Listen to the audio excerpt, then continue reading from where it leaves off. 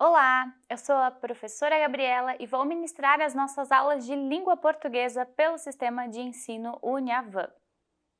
Vamos começar a nossa aula com o tema Verdade ou Mentira? Iniciamos observando a página 4, a imagem que tem ali nesta página. O que vocês percebem com este menino? O que ele está anunciando no jornal? O que ele tem de diferente? O que será que tem de relação com o nariz e o que está escrito na página do jornal? Eu acho que tem relação com o tema da nossa aula, verdade ou mentira, não é mesmo? Vamos descobrir então a seguir. Seguimos então na página 5, nós temos a leitura de uma história em quadrinho. Essa leitura segue nas outras páginas também a seguir. Leiam então atentamente, prestando atenção nos textos e nas imagens. Seguimos na página 12 com alguns exercícios sobre o que vocês acabaram de ler. Gostaram da história? Conseguiram perceber relação da história com o nosso tema?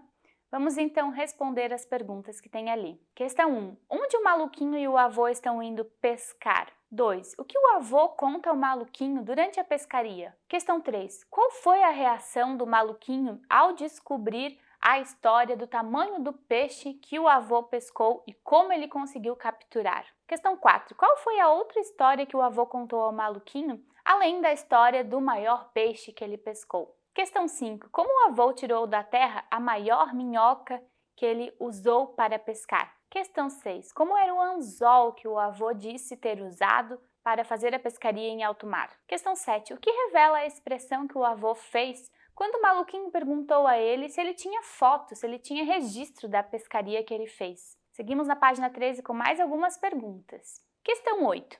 Na sua opinião, as histórias que o avô do maluquinho contou são verdadeiras ou são falsas? E por quê? Na questão 9, nós temos um quadrinho para reler da história que acabamos de ler.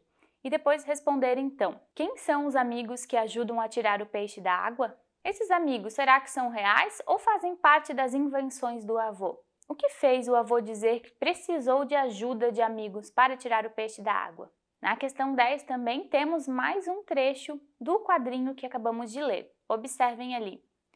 Vejam que temos algumas palavras em destaque. O que essas palavras representam? Essas palavras nós chamamos de onomatopeias. As onomatopeias representam sons, são palavras que tentam identificar um som que nós podemos ouvir, mas que são transformadas em escrita, como os exemplos ali do texto. Vamos seguir na página 14 com alguns exercícios sobre onomatopeias. Na questão 11, nós temos algumas situações e vocês vão tentar escrever em uma palavra o som dessas situações. Na questão 12, vamos observar mais um quadrinho e circular elementos que indicam movimentos nesse quadrinho que aparece ali. Quais elementos do desenho sinalizam que é um movimento que deve acontecer? E na questão 13, vamos reler o último quadrinho da história para responder as perguntas a seguir. Por que a avó do maluquinho sempre faz um frango assado em dia de pescaria? E como o avô se sente com a brincadeira da avó e os risos do maluquinho? Página 15, hora de um novo conteúdo chamado vocativo. Vocês sabem o que é isso? É o que veremos agora com os exercícios que temos nesta página. Na questão 1 temos uma tirinha para ler. Façam essa leitura com calma e observando também os desenhos que tem ali. Em seguida temos algumas perguntinhas para responder. A letra A quer saber quem o pai de Hamlet chama de inimigo oculto. E na questão B quer saber se você acha que o pai está contando a verdade sobre os parentes. Questão 2, vocês vão reler a primeira frase da tirinha e observe que temos um destaque ali, uma palavra em destaque. O que essa palavra em destaque representa? Assinale ali a alternativa que você acha que é a correta. Essa palavra significa um vocativo. Nós chamamos de vocativo todas as palavras que usam um nome próprio ou um adjetivo ou um apelido para chamar alguém, para chamar uma pessoa. Então, ali no exemplo, o vocativo é Hamlet, é a pessoa com quem a frase está direcionando, quem está sendo chamado. Na página seguinte, nós temos mais alguns exemplos para ver nos exercícios que tem ali. Observem nesses exercícios que os vocativos eles podem estar tanto no início, quanto no meio e como no final de cada frase. Ali na questão 3, nós temos algumas frases que possuem vocativo. Vocês devem circular, então, esses vocativos. Na questão 4, nós temos 3 frases para analisar com vocativos. Vocês devem, então, sinalizar qual é o vocativo que aparece nas frases. Depois, colocar a posição que esses vocativos aparecem, no início, no meio ou no final. E na questão C, vocês vão enumerar as frases que vocês já leram conforme a posição da vírgula nessas frases. Conforme você viu nesse exercício, o uso da vírgula ele se modifica conforme o local em que é utilizado o vocativo. Quando nós usamos o vocativo no início da frase, a vírgula vem sempre depois do vocativo. Quando esse vocativo está no meio da frase, nós usamos uma vírgula antes do vocativo e uma vírgula depois do vocativo. E quando o vocativo aparece no final da frase, a vírgula vem antes desse vocativo. E é sobre a vírgula, a posição da vírgula, que vocês vão responder a questão 5.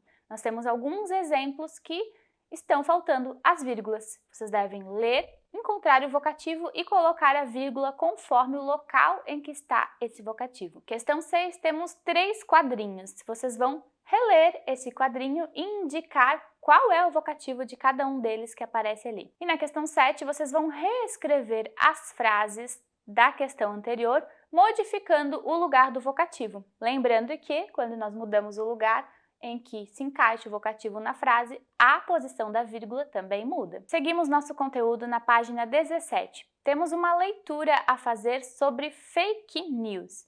Você sabe o que são fake news? Vamos descobrir agora, então. Após ler o texto, vocês vão fazer os exercícios da página 18. A questão 1 quer saber se o texto tem características jornalísticas, informativas ou publicitárias. E quais características desse texto comprovam a resposta que você deu nessa pergunta? Questão 2. Qual é a finalidade, qual é o objetivo desse texto que você acabou de ler? Questão 3. O que são fake news, de acordo com o que você leu no texto? Questão 4. Onde as fake news aparecem com mais frequência? Questão 5. Quais são os exemplos de fake news que são citados no texto? Na questão 6, vocês vão reler uma orientação que é indicada para identificar fake news. Essa orientação alerta o leitor do quê?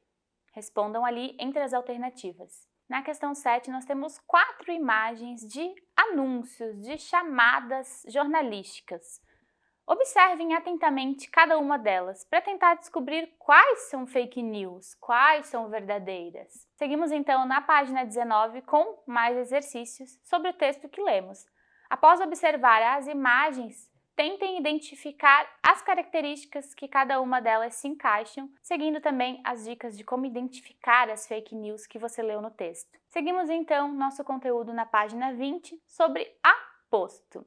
Vamos descobrir o que é isso? Questão número 1 traz um texto para vocês lerem e observar atentamente para descobrirmos o que é aposto. As fake news, notícias falsas que circulam na internet, prejudicam a vida de milhares de pessoas. Não compartilhe. Perceba que nesse texto nós temos uma expressão colocada entre vírgulas. A questão A, então, quer saber o que essa expressão está explicando. Questão B, como essa expressão aparece ali na frase? E questão C, qual é a finalidade dessa expressão? Bom, você acabou então de ver um exemplo de um aposto. Essa expressão colocada entre vírgulas significa uma explicação extra, uma explicação sobre o que está sendo dito. Quando nós fazemos isso, quando nós colocamos uma expressão ou essa explicação, que pode ser também uma única palavra, entre vírgulas, nós estamos fazendo uso de um aposto. Nós estamos dando uma pausa na frase para dar essa explicação complementar ao leitor ou a quem está ouvindo. Por isso, uma dica para sempre lembrar o que é aposto é lembrar que sempre estará entre vírgulas. Vamos seguir com os exercícios para ver outros exemplos. Questão 2, temos uma frase com o aposto em destaque. O que esse aposto revela ao leitor? Na questão 3, temos algumas frases. Vocês devem contornar o aposto em cada uma delas. Vamos então para a página 24. Nós temos uma proposta de atividade. Com a ajuda de um adulto, vocês vão ler algumas notícias em algum site com notícias infantis. Nessas notícias, vocês vão observar várias questões seguindo o roteiro das perguntas que aparecem ali na página.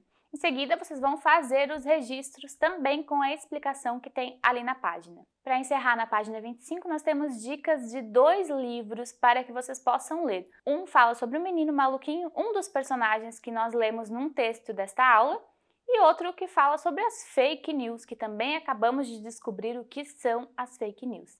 Boa leitura para vocês! E encerramos então este vídeo com os exercícios de recapitulação do conteúdo que começam na página 26 nos bancos de dados.